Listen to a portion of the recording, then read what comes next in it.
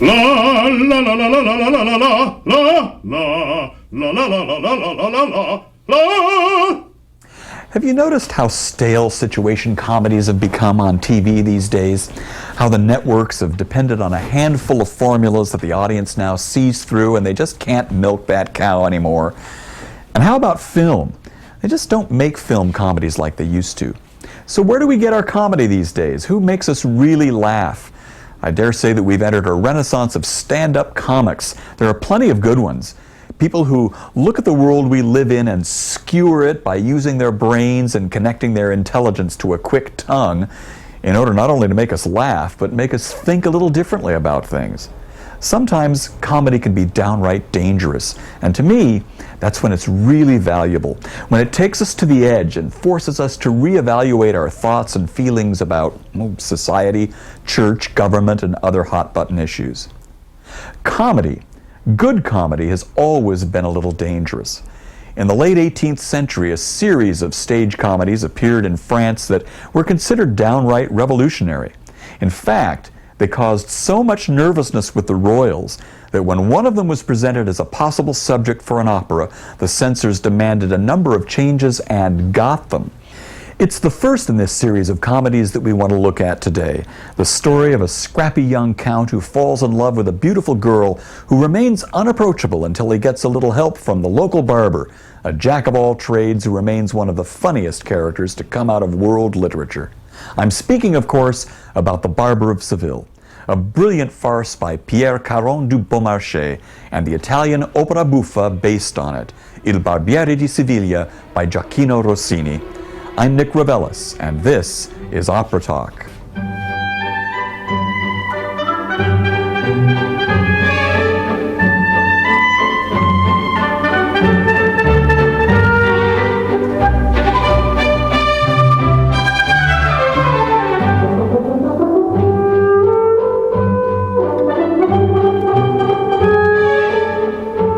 Before we take a look at the opera of The Barber of Seville, let's take a brief look at the original play and its author, Beaumarchais. Pierre Caron du Beaumarchais was a fascinating man. Born in 1732, he, like his character Figaro, enjoyed many different professions during his life. He was a watchmaker, an instructor of harp, a judge, a diplomat, and even, at one point in his life, a spy. He was also a man of contradiction, having at one time purchased a noble title, but at another furnishing arms to rebels involved in both the American and French revolutions. Above all, however, he was a writer for the stage, his first theatrical efforts being produced when he was only 25 years old. The Barber of Seville was the first in a cycle of 3 plays, all featuring the same characters whom we watch grow older and deal with different situations in their lives. These characters are Count Almaviva, the lovely Rosina, who is the object of his affection, and his servant Figaro. In the first play, Almaviva outwits the old Dr. Bartolo in order to marry the doctor's ward, Rosina, all the while helped by the machinations of his barber Figaro. In the second play, The Marriage of Figaro, they're a few years older. It's now the servant Figaro who outwits his aristocratic master. Figaro has to protect his new young bride, Susanna, from the Count, who desires her. At the same time, he tries to preserve the Count's marriage to Rosina, who is now, of course, the Countess Almaviva. The third play, rarely revived these days, is called The Guilty Mother.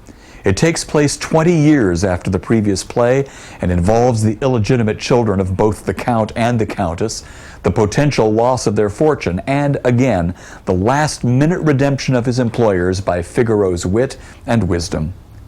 It's good to remind ourselves, however, that Rossini and Mozart were not the first opera composers to approach Beaumarchais' works. In fact, the older composer Giovanni Paisiello had written his own setting of The Barber of Seville in 1782. That Barber had had considerable success after its premiere in St. Petersburg. When Rossini chose the subject for a new opera in 1815, he felt that he had to get the 75-year-old Paisiello's blessing before embarking on the project, feeling that the opera was still foremost in the memory of the opera-going public. Buonasera, buonasera, buonasera, mio signore, presto andate. Buonasera,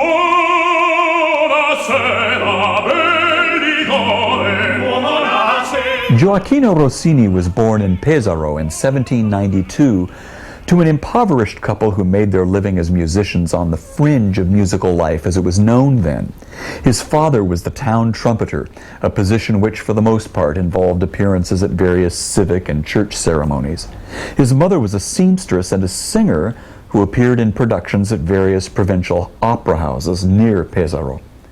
For a time during Rossini's childhood, both parents traveled around north-central Italy performing in opera, he in the orchestra, she on stage in minor roles.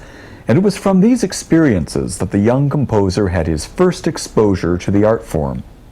Recognizing his precocious talent, his parents arranged for piano lessons and instruction in basic composition.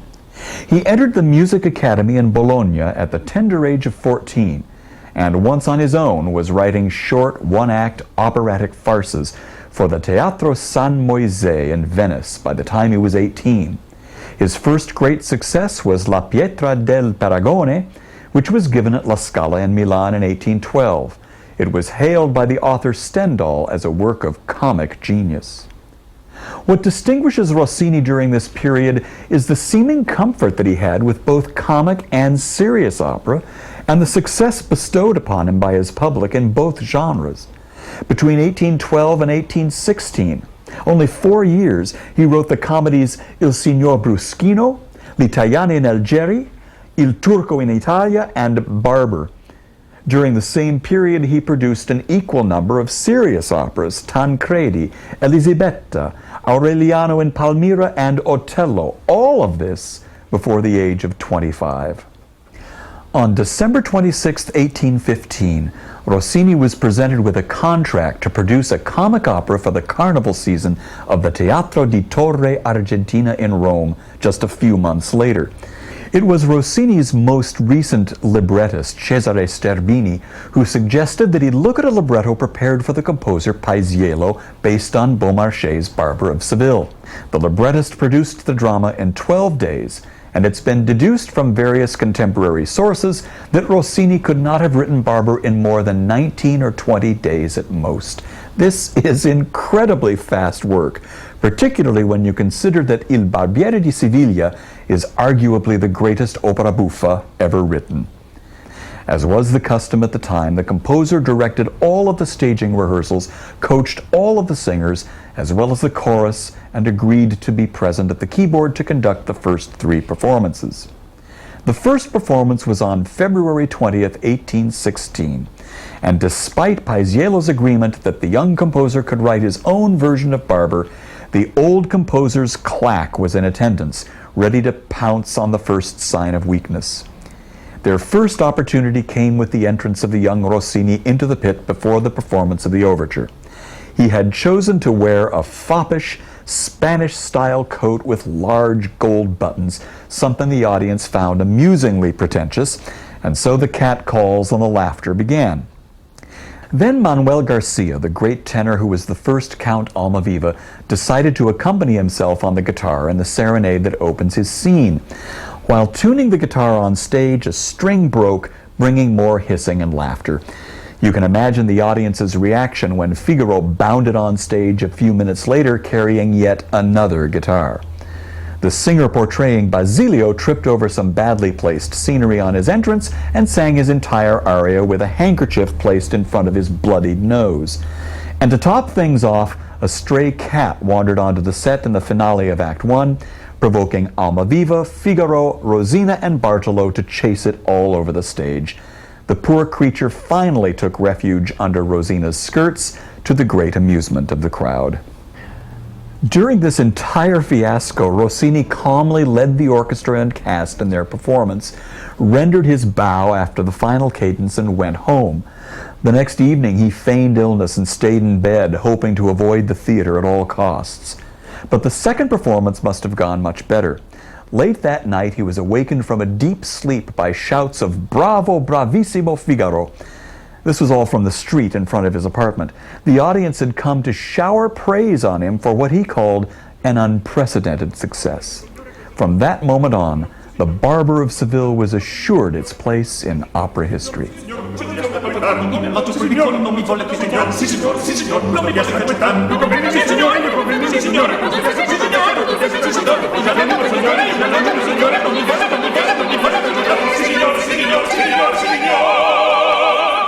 The story of the Barber of Seville is very complicated, and it's much more fun just to come to the theater and watch it unfold on stage. In fact, I can't think of anything deadlier than trying to explain a comic plot. That kind of exercise just isn't very funny. So let me set the story up for you by introducing you to the characters in Barber. First of all, we meet Count Almaviva. He's a young nobleman who has fallen in love with Rosina, and he stands outside her house attempting to serenade her disguised as a poor student. Almaviva is young, energetic, and very much in love. But he's in disguise because he hopes his beloved will fall in love with him for his person, not for his money. Now, Rosina, she's a lovely young lady who is the ward of old Dr. Bartolo. Bartolo is her legal guardian and is completely unrelated to her. Rosina is a plucky, spirited young girl, and Bartolo is an ancient blowhard who thinks that he himself might want to marry Rosina. Now we throw into the mix Figaro, one of the greatest comic characters in all opera. Figaro, as he explains to Almaviva, is a barber, a surgeon, a chemist, a cook, a veterinarian. He's a jack of all trades, and because of his talents, he has easy access to old Bartolo's house. He will get Almaviva into the house so that he and Rosina can finally meet and hopefully fall in love. Confusing the issue even further is one other character, Don Basilio. Basilio is Rosina's music teacher, but he's also Bartolo's henchman and spy. He's heard that Count Almaviva is hanging around and has targeted Rosina as his latest conquest. He will do everything in his power to help Bartolo and suggests that perhaps Bartolo should marry Rosina this very night himself so that there will be no chance for Almaviva to get to her. Well, that's about it. There are lots of disguises, anonymous letters, confused identities, and a wonderfully comic music lesson scene where Bartolo, bored with Rosina's aria, falls asleep and she and Almaviva exchange expressions of love right under his nose. At the end of Act 1, there's total confusion, but by the conclusion of the opera, all is well. Bartolo is put in his place and Rosina becomes the Countess Almaviva. What's next? The marriage of Figaro, of course. But that's another story.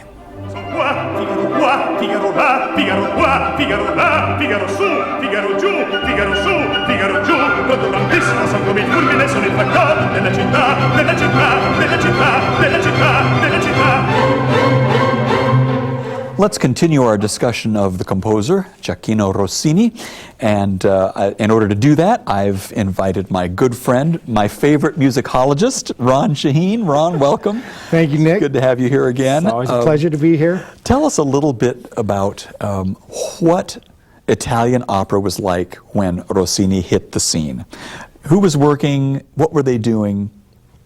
Well, there were several composers working at the time. One of them was Cimarosa, the other was Paisiello. They're probably the most important composers representing the late 18th century style, blurring over into the 19th century.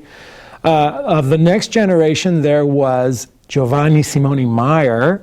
A favorite of yours? A favorite of mine. Doctoral dissertation subject, I understand. That's correct. And Ferdinando Paer were the two composers right immediately before Rossini's generation. Rossini appears, and what happens? How does he change things? Well, Rossini appears, and he basically took the elements that were available to all the Italians at the time and condensed them and rearranged them into a structure that was more concise, that was more energetic, and that was more tuneful. And by structure, you mean the structure of the opera, the dramatic structure and the musical structure of Italian opera. Exactly. He took up until Rossini, the comic opera and the serious operas had run on two different tracks. There was some overlap, but nothing, no great overlap. They were still considered two separate genres. Mm-hmm. The comic opera had begun to develop with greater verve in the late 18th century into the 19th century, and it had begun to explore different combinations of musical numbers. The ensemble finale was the most important development in the comic opera. In the serious opera, the operas still continue to be of a more ponderous or long-winded nature. And then when Rossini came in, he began to mix the two genres, mix techniques from the two genres to make both serious and comic operas more vibrant and more interesting, more energetic. We don't know Rossini's tragic operas, the opera serie, as well as we should. They're just not performed as much as the comic operas like Barber and Cenerentola and Italian Girl. What are they like? What are those like Otello, for instance, or Semiramis? Some of these. If you think of, for example, let me take an example that I know better than all of them is Tancredi. Tancredi was based on an 18th century subject by Voltaire, and yet Rossini didn't hesitate to mix some elements of comedy. I don't mean comic characters, but I mean verve and energy into that opera. I mean, Di Tanti Palpiti is the great cabaletta that Tancredi sings, and that many people consider that very tuneful and a wonderful melody, and of course it was picked up by all the organ grinders in Italy. Right. But that was something that would have been from a comic opera. And yet Rossini didn't hesitate to bring that element into a serious opera. The other aspect of Rossini's serious operas that are the most important is that he standardized the Italian scena, the finale of these of Italian serious operas, into that four-part structure, the tempo d'attacco, the cantabile, the tempo di mezzo, and the caballetto or the stretta. So to boil all that down for the layman, those structures, what we know now as bel canto opera, was not invented perhaps by Rossini, but canonized by Rossini and Donizetti, composers like Donizetti and Bellini. And Verdi, early Verdi, used those structures. So we're talking about a period of, 40 or 50 years? Yeah, 40 years. One more point. Rossini, very interestingly, retired from opera at the age of 37, and yet he died, not an old man, but he lasted a number of more years. Why did he pull away from opera? Well, there's all kinds of theories about why he stopped composing operas. His last opera was Guillaume Tell in 1829, and right after that, in 1830, the French government, there was the July Revolution, Charles X was overthrown, and Rossini, who had been promised a pension from the government of France under Charles X, found himself out of luck with the new government. So part of that was the fact that he couldn't collect his pension, and he wasn't going to produce any operas for France because of losing that pension, but it was also because he had earned his living and made enough money that he could not write operas anymore. Yeah. There are theories that younger composers were challenging his artistic... It wasn't challenging. I don't think that was it so much as he did not like the direction that opera was going in. He did not like the huge operas that Meyerbeer was writing, even though he and Meyerbeer are friends, and even though he had set the example with Guillaume Tell, he still did not like the direction that opera was going in, especially the singing part, where he said that no one knew how to sing anymore. They were bellowing and belching and wrestling, but they weren't singing. That's and so interesting. that probably discouraged him. Ron, thanks again for an entertaining conversation about You're yet welcome. another early 19th century Italian composer. Thanks a lot. Thank you.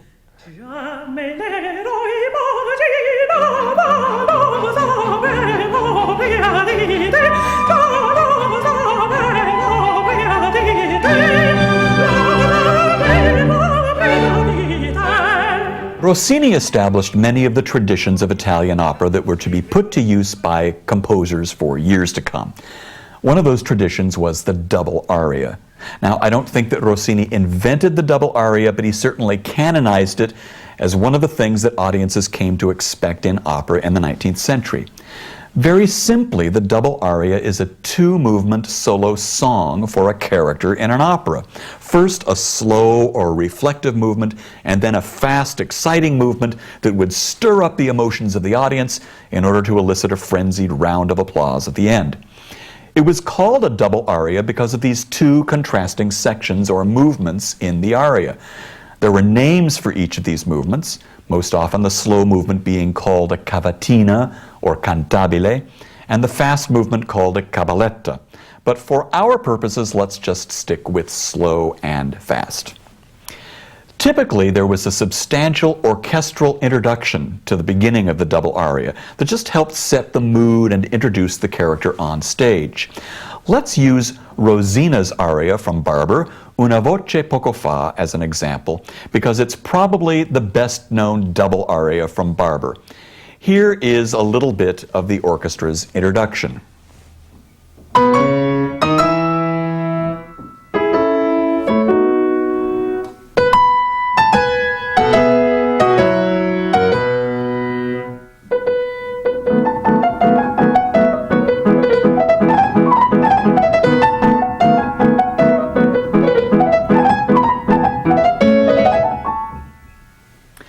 This introduction is musical shorthand for the character of Rosina.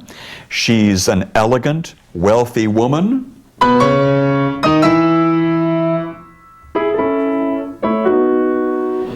And she's also young and witty.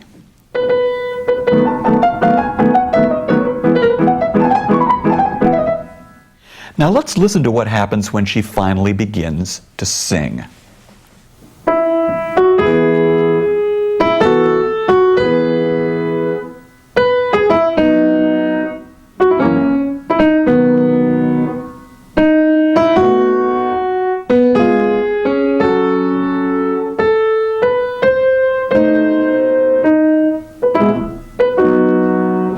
That's the main tune or melody of the first or slow movement. She's reflecting on the voice of the poor young student Lindoro that she heard from her balcony. Of course, we know that it's actually Count Almaviva that she's heard, but the music tells us that she's very curious about him and quite possibly in love.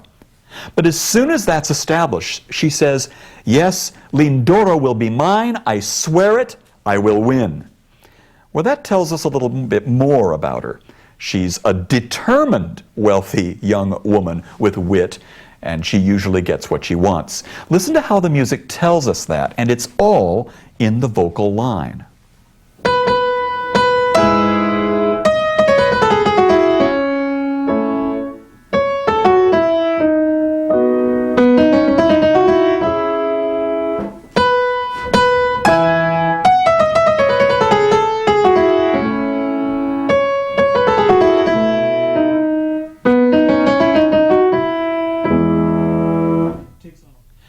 Now the slow movement finishes. There's a short orchestral bridge passage into the fast movement, or the cabaletta, and we get this melody in the voice. In this section, Rosina starts off by telling us that ordinarily she's rather demure, easygoing, and well-behaved. She's the picture of social grace and etiquette.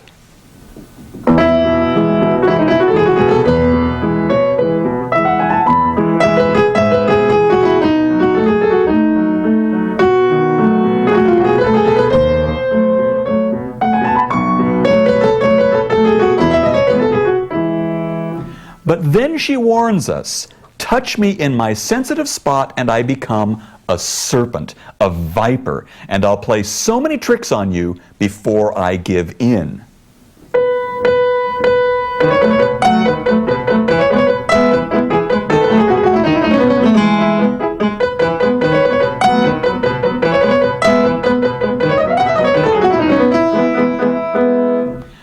What's really interesting about this passage is that it's actually drawing a picture of the viper, the serpent, vipera, in the Italian original.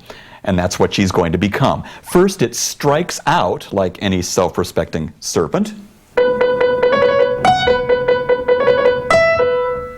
And then it slithers away on the actual word in the text that translates into viper, vipera. This is a real piece of picture music, and it shows a sensitivity to the text that Rossini and his colleagues practiced in all their operas. It's also a great example of how Rossini took what was essentially an artificial structure, the double aria with its slow and fast movement, and adapted it to the dramatic situation. It takes on a whole new meaning when you know what's going on, doesn't it?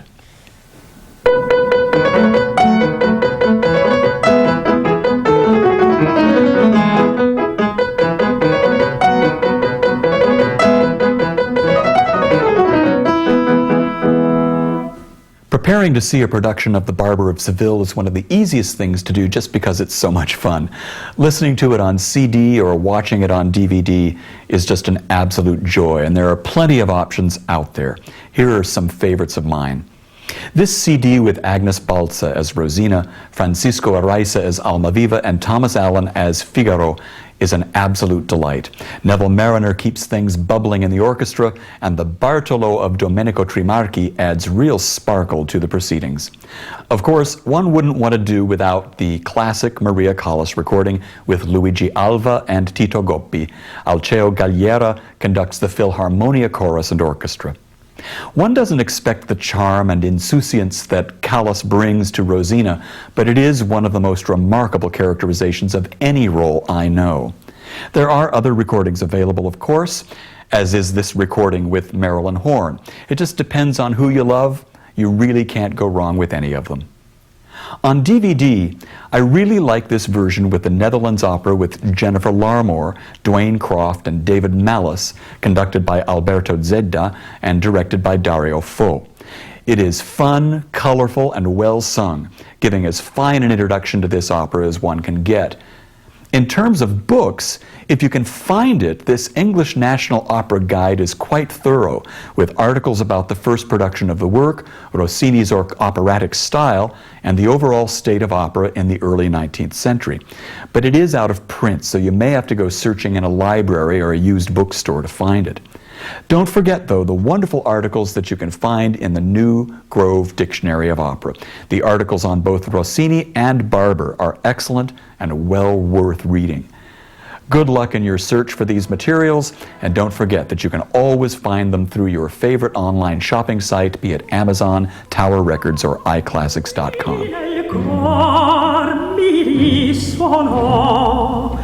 Il mio cor ferito è già, l'indoro fu che piagò. La la la la la la la la la la la la la la la.